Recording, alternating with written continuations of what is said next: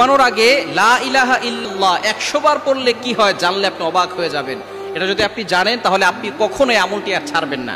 লা ইলাহা ইল্লাল্লাহ এই কালিমাটা আমরা জানি না এমন কেউ নাই। যারা মুসলমান আছি তারা আমরা সকলেই লা ইলাহা ইল্লাল্লাহ, আল্লাহ ছাড়া কোনো মাবুদ নাই, কি বলেন আছে?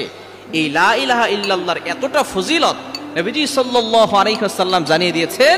এই লা ইলাহা ইল্লাল্লাহ যদি এক পাল্লায় রাখা হয়, অন্য পাল্লায় যদি এই দুনিয়া এবং দুনিয়ার ভিতরে যা কিছু আছে, আসমান জমিন চন্দ্র সূর্য সব কিছু যদি এক পাল্লায় রাখা হয়, তাহলে লা ইলাহা ইল্লাল্লাহর পাল্লাটা কয়েক কোটি গুণ বেশি ভারী হয়ে যাবে।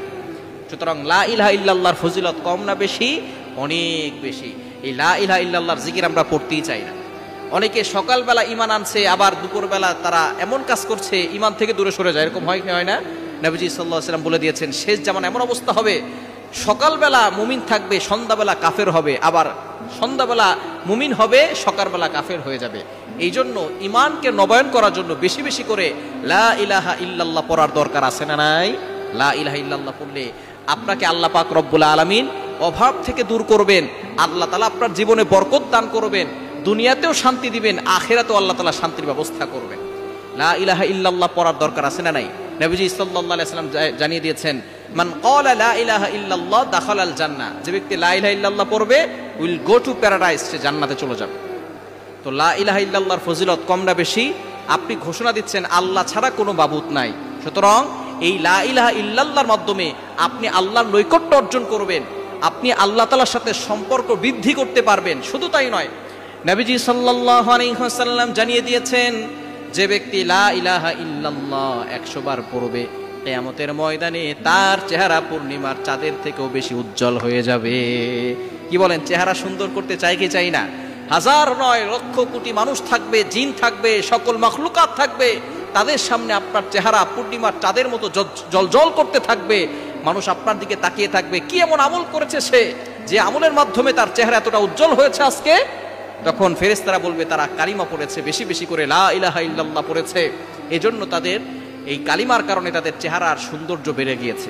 এজন্য লা ইলাহা ইল্লাল্লাহ পড়বেন, এবং ঘুমানোর আগে যদি আপনি 100 বার পড়তে পারেন, আল্লাহ পাক রব্বুল আলামিন নিজে আপনার জিম্মাদার হয়ে যাবেন। আল্লাহ আপনাকে বিপদ আপদ থেকে হেফাজত করবেন, এবং কঠিন থেকে কঠিন রোগ থেকে আল্লাহ আপনাকে হেফাজত করবেন। আল্লাহ তাআলা আপনার জিম্মাদার হয়ে যাবে। এজন্য আল্লাহ তাআলা জিম্মাদার হয়ে যাক, এটাকে আমরা চাই কি চাই না? কেননা যদি কারো জিম্মাদার আল্লাহ হয়ে যান, তাহলে তার আর কোনো টেনশন থাকে না। কি বলেন? টেনশন থাকে? ওমান ইয়াতাওয়াক্কাল আলাল্লাহি ফাহুয়া হাসবুহ, যে আল্লাহর উপরে ভরসা করে আল্লাহ তার জন্য যথেষ্ট হয়ে যায়। সুতরাং আল্লাহ আপনার জন্য যথেষ্ট হয়ে যাবে। আপনি ঘুমানোর আগে উযু করে ঘুমাবেন, অবশ্যই উযু করে ঘুমাবেন। উযু করে ঘুমালে আল্লাহ পাক রব্বুল আলামিন আপনার জন্য একজন ফেরেশতা নিযুক্ত করে দিবেন। সেই ফেরেশতা আপনার জন্য রহমতের দোয়া করতে থাকবে, ক্ষমা প্রার্থনার দোয়া করতে থাকবে, এবং সকল দুষ্ট জিন ও মানুষ থেকে, বদনজর কুফরি কালাম থেকে, ব্ল্যাক ম্যাজিক থেকে আল্লাহ পাক রব্বুল আলামিনের ওই ফেরেশতা আপনাকে হেফাজত করবে।